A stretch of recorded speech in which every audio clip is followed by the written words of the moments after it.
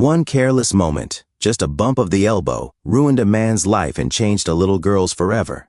In the heart of a busy city, a powerful lawyer rushed across a crosswalk, ignoring everything in his path. But when his elbow struck the crutch of a disabled girl, and he didn't even look back, someone was watching. Someone pressed record. What followed wasn't just outrage, it was a movement. Listen to today's true story of how a few seconds of indifference spiraled into a storm of consequences, or how one kind act can really impact. It was an ordinary morning in downtown Boston. Cars honked, shoes clicked on the pavement, and steam rose from sidewalk grates. Amid the rush, a little girl stood frozen at the edge of a busy crosswalk. 8-year-old Lila Bennett, with a bright white cast on her right leg and crutches nearly as tall as she was, braced herself. Her gray coat flapped in the wind, and her eyes locked on the walk signal. She took a careful step onto the crosswalk just as the light turned green. That's when it happened. A tall man in a tailored navy coat barreled through the crowd. With a phone to his ear and a leather portfolio under his arm, he didn't notice the girl. Or maybe he did, but chose not to care. His elbow struck one of Lila's crutches. The sudden impact jolted through her small body. The crutch skidded across the slick concrete, spinning out of reach. Lila gasped, her balance unraveling. She flailed for stability, eyes wide with fear, heart pounding in her chest. For a split second it looked as if she would fall. But with trembling arms she gripped the remaining crutch with both hands. She steadied herself, lips pressed into a thin, determined line. The chaos of the street roared around her, but no one stopped. The man, tall, composed, and dressed in an expensive navy coat, never slowed his stride. He didn't look back, didn't flinch, didn't notice, or worse, didn't care. He disappeared into the crowd as if the moment had never happened. But it had. And someone saw. On the sidewalk nearby, Ethan Cole, a 20-year-old vlogger and part-time student, was recording city footage for his blog. Faces, moments, motion. He loved catching life as it happened. And he had caught this. From the bump to the man's indifference, Ethan had the whole thing on video. He rushed to help Lila, guiding her across the street and kneeling to ask, "You okay?" Lila nodded, blinking back tears. Ethan's heart ached. Later that day, sitting in a quiet coffee shop, he uploaded the video. He didn't expect much. The caption read, "Fewer hearts, more shadows." At first, the post sat unnoticed. A few likes, a handful of comments. But by evening, it was on the front page of a Boston viral content site. Then it hit local news. Twitter exploded.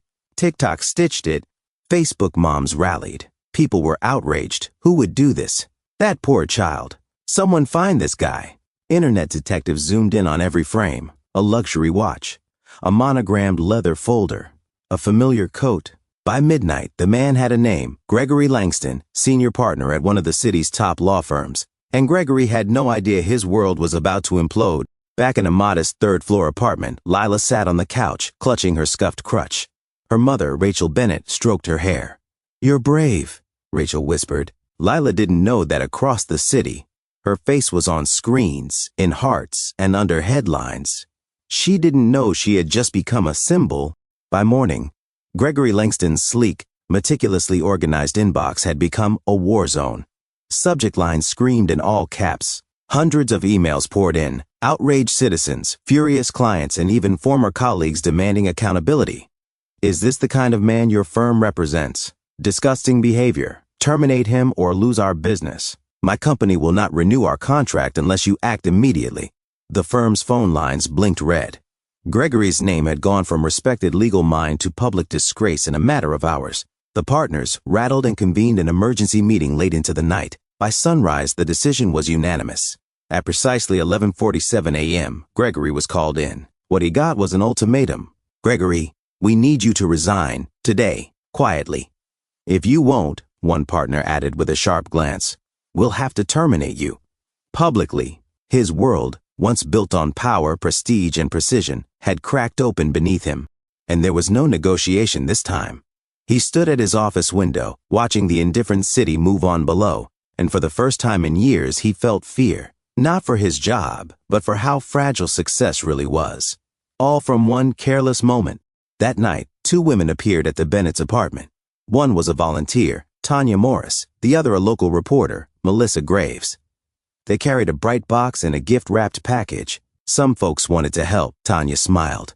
Inside the box, brand new lightweight crutches with flower stickers. The package, children's books, toys, and a small card that read, "To Boston's Little Warrior." Rachel hesitated. She wasn't used to kindness, but she accepted the gifts, blinking away tears. Lila's eyes lit up like Christmas. The next day, Boston changed. People posted photos helping strangers, holding open doors, gunning guiding the blind, one giving up bus seats. Each photo was tagged with the same quiet but powerful phrase, "I see." People across the city began documenting everyday acts of compassion, helping an elderly woman carry groceries, picking up a spilled bag for a stranger, guiding a blind man across the street. These weren't grand gestures, but they were real, human, and heartfelt. The photos flooded social media like a tide of light pushing back against the darkness. Kindness had gone viral. For the first time in a long time, people weren't sharing outrage or scandal, they were sharing hope. And it all began with one little girl, one crutch, and one pair of eyes that didn't look away. Meanwhile, Gregory sat alone in his high-rise, scrolling through news articles. His face was everywhere. His name now toxic. Friends distanced themselves. Journalists stalked his front door. He was trapped inside a cage of his own making. Ethan's video gained millions of views. His small blog was now nationally known. But he didn't want the fame. He wanted to help. He contacted a local foundation and delivered the donations he'd received. Hundreds of people had sent money, toys, and even offers of medical help for Lila. He insisted on staying anonymous. Soon after, Dr. Karen Whitmore, a top specialist at a renowned Boston children's clinic, saw the video. She offered Lila free treatment. Rachel cried when the letter arrived. It was more than they'd ever dreamed. The clinic was a marvel. Shiny halls, soft voices, and machines that beeped with hope. Nurses called her our little fighter. The treatments were hard. Lila cried through some, but she pushed on. One day, 3 months later, she stood without her crutches. She took one step, then two, then down the hallway, on her own. Doctors clapped, nurses cried. Rachel hugged her daughter tighter than ever. She wasn't just walking, she was soaring. The mayor hosted a community award ceremony for citizens who made an impact. When Lila was called to the stage, the room fell silent. In a pale blue dress, with short-cropped hair and shining eyes, she walked slowly, but proudly, up the steps. No crutches. She received a medal for courage and compassion. But what mattered more were the faces in the audience, teary, proud, inspired. And somewhere across the city, Gregory watched it on his old TV, sitting in a cramped apartment, jobless and forgotten. When Lila reached the microphone, she didn't speak much. She didn't need to. Her steps said it all.